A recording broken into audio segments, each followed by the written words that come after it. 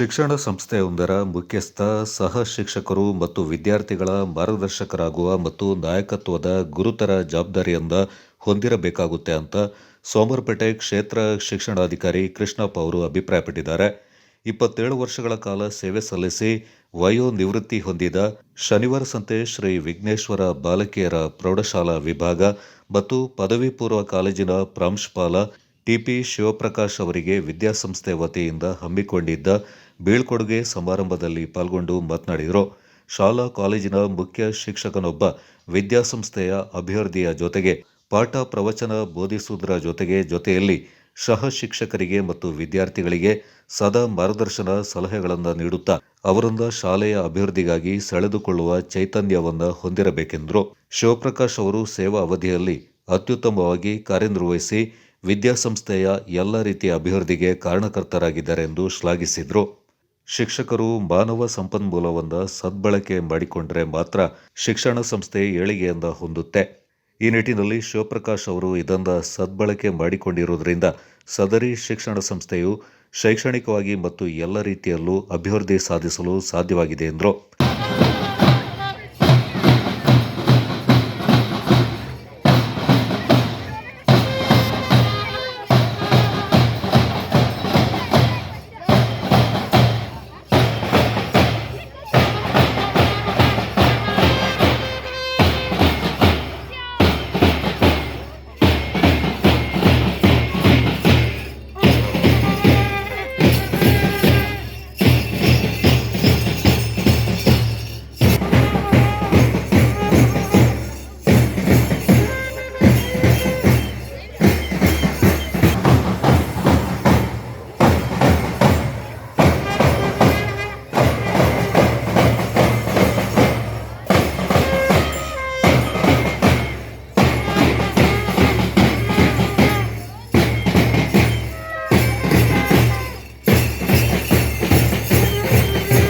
ವೇದಿಕೆಯಿರುವ ಎಲ್ಲ ಗಣ್ಯರ ಸಹಗೂಡಿ ಉದ್ಘಾಟಿಸಲಾಗ್ತಾ ಇದೆ.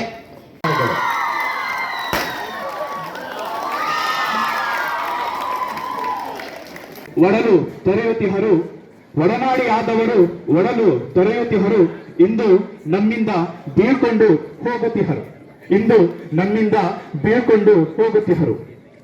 ಮನವೇಕೆ ಮರುಗುತ್ತಿದೆ ತಿಳಿಯದಾಗಿದೆ, ಮನವೇಕೆ ಮರುಗುತ್ತಿದೆ ತಿಳಿಯದಾಗಿದೆ, ಅರಿವಿಲ್ಲದೆ ಕಂಗಳಿಂದ ಕಣ್ಣೀರು ಸುರಿಯುತ್ತಿದೆ, ಅರಿವಿಲ್ಲದೆ ಕಂಗಳಿಂದ ಕಣ್ಣೀರು ಸುರಿಯುತ್ತಿದೆ.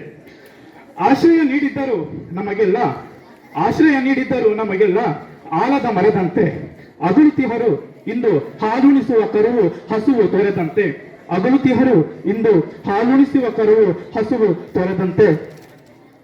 ನಾವು ಚಿಕ್ಕವರು ದೊಡ್ಡವರು ಅಂತ ಏನು ಕೂಡ ನೋಡದೆ ನಿಜವಾಗ್ಲೂ ಕೂಡ ಅವರಲ್ಲಿರುವಂತಹ ಕೆಲವೊಂದು ಒಳ್ಳೆ ಗುಣಗಳನ್ನ ನಾವು ಅಳವಡಿಸ್ಕೋಬೇಕಾಗಿದ್ದ ಅಂತಹ ಒಂದು ಗುಣಗಳಲ್ಲಿ ಅದು ಕೂಡ ಒಂದು.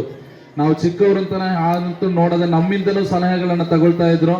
ನಾವೇನಾದ್ರೂ ಕೇಳಿದ್ರೆ ಒಳ್ಳೆ ಮನಸ್ಸಿನಿಂದ, ಅದು ನೋಟ್ಸ್ ಆಗ್ಲಿ, ಅದು ಶಿಕ್ಷಣಕ್ಕೆ ಸಂಬಂಧಪಟ್ಟಂಗಾಗ್ಲಿ, ಬೇರೆ ಇತರ ವಿಚಾರಗಳಾಗ್ಲಿ, ಏನೇ ಕೇಳಿದ್ರು ಕೂಡ ಉತ್ತಮ ರೀತಿಯಲ್ಲಿ ಕೂಡ ಸ್ಪಂದಿಸ್ತಾ ಇದ್ರು.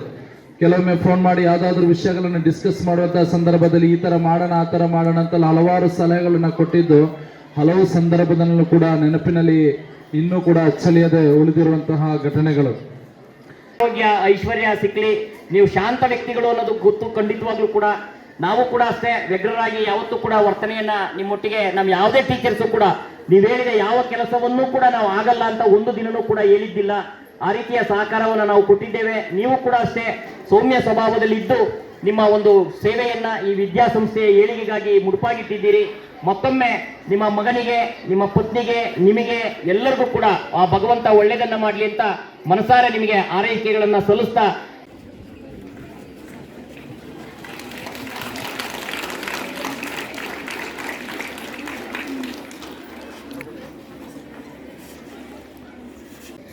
ಇವರ ಒಂದು ಕ್ಲಾಸಸ್ ಬಂದರೆ ನಮ್ಮ ಬ್ಯಾಚಲ್ಲಿ ಪ್ರಕಾಶ್ ಸರ್ ಕ್ಲಾಸ್ ಮತ್ತು ಜಯಕುಮಾರ್ ಸರ್ ಕ್ಲಾಸಲ್ಲಿ ನಾವು ತುಂಬ ಸ್ಟ್ರಿಕ್ಟಾಗಿ ಕೂತ್ಕೊಳ್ತೀವಿ. ಅಷ್ಟು ಚೆನ್ನಾಗಿ ಬೋಧನೆಯನ್ನು ಮಾಡ್ತಾಯಿದ್ರು. ಎಷ್ಟು ಅಂದರೆ 1 ಗಂಟೆ ಕ್ಲಾಸಸ್ ಇರ್ತಾ ಇತ್ತು, 1 ಗಂಟೆ ಕಾಲ ಕಳೆಯೋದೇ ಗೊತ್ತಾಗ್ತಿರ್ಲಿಲ್ಲ. ಅಷ್ಟು ತುಂಬ ಚೆನ್ನಾಗಿ ಬೋಧನೆಯನ್ನು ಮಾಡ್ತಾಯಿದ್ರು. ಇವತ್ತು ನಾನು ಸ್ಟೇಟಸ್ ಹಾಕಿದಾಗ ಎಲ್ಲ ಕೂಡ ನಮ್ಮ ಫ್ರೆಂಡ್ಸ್ ಎಲ್ಲ ಕೇಳಿದ್ರು, ಇಷ್ಟು ಬೇಗ ರಿಟೈರ್ಡ್ ಆಯ್ತಾ ಸರ್ದು ಅಂತ ಹೇಳಿ ಆಶ್ಚರ್ಯವನ್ನು ವ್ಯಕ್ತಪಡಿಸಿದ್ರು. ಯಾರಿಗೂ ಕೂಡ ಅನ್ಸೋದಿಲ್ಲ ಅವ್ರನ್ನ ನೋಡಿದ್ರೆ 60 ವರ್ಷ ಆಯ್ತು ಅಂತ ಹೇಳಿ. ಸರ್, ನಿಮ್ಮ ನಿವೃತ್ತಿ ವಿಶ್ವಾಸ. ಈಗಾಗಲೇ ಎಲ್ಲ ನಮ್ಮ ಶನಿವಾರ ಸಂತೆಯಲ್ಲಿ ಹಲವಾರು ವಿದ್ಯಾಸಂಸ್ಥೆಗಳು ಈ ಒಂದು ಶೈಕ್ಷಣಿಕ ಚಟುವಟಿಕೆಯಲ್ಲಿ ತೊಡಗಿದ್ದಾವೆ. ಎಲ್ಲ ವಿದ್ಯಾಸಂಸ್ಥೆಗಳೊಂದಿಗೆ ಬಹಳ ವಿಶ್ವಾಸಪೂರ್ಣವಾಗಿ ಯಾವುದೇ ಕಾರ್ಯಚಟುವಟಿಕೆಗಳನ್ನ ನಿರ್ವಹಿಸತಕ್ಕಂತಹ ವಿದ್ಯಾಸಂಸ್ಥೆ. ಅದಕ್ಕೆ ಸಾಕ್ಷಿ ದೂತರು ಅಂತ ಹೇಳಿದ್ರೆ ಶಿವಪ್ರಕಾಶ್ ಸರ್ ಅಂತ ಹೇಳಿದ್ರೆ ತಪ್ಪಾಗಲ್ಲ. ಬಹಳ ವಿಶ್ವಾಸಪೂರ್ಣವಾಗಿ, ಬಹಳ ಸರಳವಾಗಿ, ಮತ್ತೆ ಅವ್ರನ್ನ ಯಾವುದೇ ವಿಚಾರಕ್ಕೆ ನಮ್ಮ ಮೇಡಮ್ ಹೇಳಿದ್ರು, ಈ ಶಾಲೆಯಲ್ಲಿ ಯಾವುದೇ ರೀತಿಯಾದಂತಹ ಗಲಾಟೆ ಗದ್ದಲಗಳಾಗೋದಿಲ್ಲ. ಕಾರಣ ಅಂತ ಹೇಳಿದ್ರೆ ಅವರು ಅದರ ಉತ್ತರವನ್ನು ಕೊಟ್ಬಿಟ್ಟಿದ್ದಾರೆ. ಬಹಳ ಸರಳವಾಗಿರ್ತಾರೆ, ಮತ್ತೆ ಯಾರ ಜೊತೆನೂ ಕೂಡ ಪೈಪೋಟಿಗೆ ಹೋಗಲ್ಲ. ಬಹಳ ಶಾಂತ ಸ್ವಭಾವದಿಂದ ತನ್ನ ಕಾರ್ಯಚಟುವಟಿಕೆಗಳನ್ನು ಮಾಡಿಕೊಂಡು ನಿರಂತರವಾಗಿ 100% ಫಲಿತಾಂಶವನ್ನ ಕೊಟ್ಟಿರ್ತಕ್ಕಂಥ ಶಾಲೆ ಅಂತ ಹೇಳಿದ್ರೆ ನಮ್ಮ ವಿಘ್ನೇಶ್ವರ ವಿದ್ಯಾಸಂಸ್ಥೆ. ಹೇಳ್ತೀನಿ ಅಂತ ಹೇಳಿದ್ರೆ, ನಾವು ಬರೀ ಫ್ರೆಂಡ್ ಆಗಿದ್ದು ಸಾಲದು, ಗೈಡ್ ಆಗಿರ್ಬೇಕು. ಅವ್ರಿಗೆ ಗೈಡು ಅಂದರೆ ಎಲ್ಲ ಸಹಶಿಕ್ಷಕರಿಗೆ, ಎಲ್ಲ ಶಿಕ್ಷಕರಿಗೆ, ವಿದ್ಯಾರ್ಥಿಗಳಿಗೆ ಮಾರ್ಗದರ್ಶಕರಾಗಿ ಇರ್ತಕ್ಕಂಥದ್ದು ಭಾಳ ಇಂಪಾರ್ಟೆಂಟು. ಜೊತೆಗೆ ಫಿಲಾಸಫರ್ ಅಂತ ಹೇಳ್ತಾರೆ, ತತ್ವಜ್ಞಾನಿ ಅಂತೇಳಿ. ಕೇವಲ ನನ್ನ ಸಬ್ಜೆಕ್ಟ್ ಇದೆ, ಇಂಗ್ಲೀಷ್ ಇದೆ ಅಥವಾ ಕನ್ನಡ ಇದೆ, ಸಮಾಜ ವಿಜ್ಞಾನ ಇದೆ, ಬೇರೆ ಏನೋ ವಿಷಯ ಇದೆ ಅಂತೇಳಿ ಅಷ್ಟು ಮಾತ್ರ ತಿಳ್ಕೊಂಡು ಸುಮ್ಮನೆ ಇರೋದೆಲ್ಲ. ಹೆಡ್ ಮಾಸ್ಟರ್ ಆದಂತಕ್ಕಂಥವರು ಒಂದು ಸ್ಕೂಲ್ ಆರ್ಗನೈಸೇಷನ್ ಮಾಡಬೇಕು ಅಂದಾಗ ಎಲ್ಲ ವಿಚಾರದ ಬಗ್ಗೆ ಸಾಕಷ್ಟು ತಿಳುವಳಿಕೆಯನ್ನು ಹೊಂದಿರೋರು ಆಗಬೇಕಾಗತ್ತೆ. ಕೆಲವು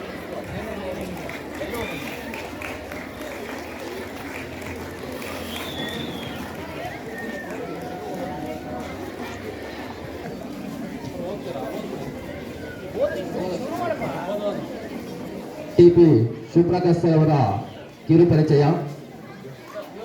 ಶ್ರೀ ವಿಘ್ನೇಶ್ವರ ಬಾಲಿಕಾ ಪ್ರೌಢಶಾಲೆಯಲ್ಲಿ ನಿವೃತ್ತಿ ಹೊಂದುತ್ತಿರುವ ಶಿವಪ್ರಕಾಶ್ ಅವರು 1965 ಅಕ್ಟೋಬರ್ 26ರಂದು ಕುಶಲನಗರ ತಾಲೂಕಿನ ತೊರೆನೂರಿನಲ್ಲಿ ಜನಿಸುತ್ತಾರೆ.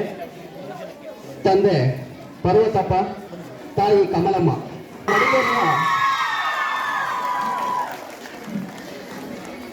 ಸೆಂಟ್ ಮೈಕಲ್ ಇರಲ್ಲ, ಹಾಗಾಗಿ ಅದ್ಯಾವುದನ್ನು ಮಾಡ್ಕೊಳ್ದಲೇ ಅತ್ಯುತ್ತಮವಾಗಿ ಸೇವೆಯನ್ನು ಸಲ್ಲಿಸಿರ್ತಕ್ಕಂಥವ್ರು.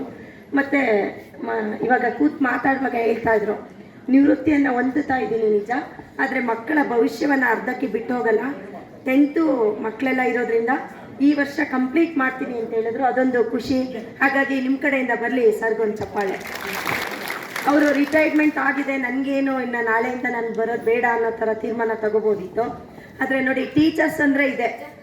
ಯಾವತ್ತೂ ಇಷ್ಟು ವರ್ಷ ತನಕ ಅವರು, ನಾವಾದರೂ ಅಷ್ಟೇ ಅಥವಾ ಎಲ್ಲ ಟೀಚರ್ಸೂ ಬರೀ ಮಕ್ಕಳ ಭವಿಷ್ಯ, ವಿದ್ಯಾರ್ಥಿಗಳು ಅವ್ರ ಬೆಳವಣಿಗೆ ಬಗ್ಗೆ ಮಾತ್ರ ಯೋಚನೆ ಮಾಡಿರ್ತೀವಿ. ನಮ್ಮ ಸ್ವಂತಕ್ಕೆ ಅಥವಾ ಕುಟುಂಬಕ್ಕೆ ಸಮಯವನ್ನು ಕೊಟ್ಕೊಳ್ಳೋಕ್ಕಾಗಿರಲ್ಲ. ಇದು ನಿವೃತ್ತ ಜೀವನ, ಇದೊಂದು ಅವರ ಕುಟುಂಬದವರ ಜೊತೆಯಲ್ಲಿ ಸಮಯ ಕಳೆಯೋದಕ್ಕೆ ಒಂದು ಅವಕಾಶ. ಅನೇಕ ವಿದ್ಯಾರ್ಥಿಗಳ ಅವರ ವಿದ್ಯಾರ್ಜನೆಗೆ ಆ ಶ್ರಮ ಅದು ಎಂದೆಂದಿಗೂ ಕೂಡ ಶಾಶ್ವತವಾಗಿ ಇರುವಂಥದ್ದು. ಕೇವಲ ಇವತ್ತು ನಮ್ಮ ಶಿವಪ್ರಕಾಶ್ ಅವರು ರಿಟೈರ್ಮೆಂಟ್ ಆಗ್ತಾ ಇದ್ದಾರೆ, ಆದರೆ ಅವರು ಎಂದೆಂದಿಗೂ ಬಿಡುಗಡೆ, ಅವರ ಆಗ್ತಕ್ಕಂಥ, ಅವರು ಕಲಿಸ್ತಕ್ಕಂಥ ಅವರ ಮಾರ್ಗ ವಿದ್ಯಾರ್ಥಿಗಳಿಗೆ ಒಂದು ಹೇಳ್ತಕ್ಕಂಥ ವಿದ್ಯೆ ಅದು ಶಾಶ್ವತವಾಗಿರ್ತದೆ. ನಿಜವಾಗಲೂ ಆ ವಿದ್ಯಾರ್ಥಿಗಳು ಅವರ ಭವಿಷ್ಯ ರೂಪಿಸಲಿಕ್ಕೆ ನಮ್ಮ ಶಿವಪ್ರಕಾಶ್ ಅವರು ತಮ್ಮ ಸುದೀರ್ಘ ಸೇವೆಯನ್ನು ಹೇಳ್ತಾ ಇದ್ದಾರೆ. 27 ವರ್ಷಗಳ ಕಾಲ ಈ ಒಂದು ಸಂಸ್ಥೆಯಲ್ಲಿ ಅವರು ಸೇವೆ ಸಲ್ಲಿಸಿದ್ದಾರೆ ಅಂತ ಹೇಳ್ಬೇಕಂದ್ರೆ ಅವರು ಆಡಿನಾಡಿಯವರಲ್ಲಿ ಅವರಿದ್ರು. ನಾವು ನಮ್ಮ ನೆಂಟರ ಮನೆಯವರು ಕೂಡ ಅಲ್ಲಿ ಬೋಡಿಕಲ್ ಅಂತ, ಆಗಿಂದ ನಾವು ತುಂಬಾ ಪರಿಚಯ ಆಗಿದ್ವಿ. ಅದಾದ ನಂತರ ಅವರು ನಿವೃತ್ತ ಪ್ರಾಂಶುಪಾಲ ಟಿಪಿ ಶಿವಪ್ರಕಾಶ್, ಸದರಿ ವಿದ್ಯಾಸಂಸ್ಥೆಯು ತನಗೆ ಎಲ್ಲವೊಂದ ಕೊಟ್ಟಿದೆ. ನನ್ನ ಜವಾಬ್ದಾರಿಗೆ ನನ್ನ ಸಹ ಶಿಕ್ಷಕರು, ಆಡಳಿತ ಮಂಡಳಿ, ಪೋಷಕರು, ವಿದ್ಯಾರ್ಥಿಗಳು ಸೇರಿದಂತೆ ಎಲ್ಲರೂ ಸಹಕಾರ, ಪ್ರೋತ್ಸಾಹ ನೀಡಿದ್ದರಿಂದ ಸಾಧನೆ ಮಾಡಲು ಸಾಧ್ಯವಾಗಿದೆ ಎಂದರು.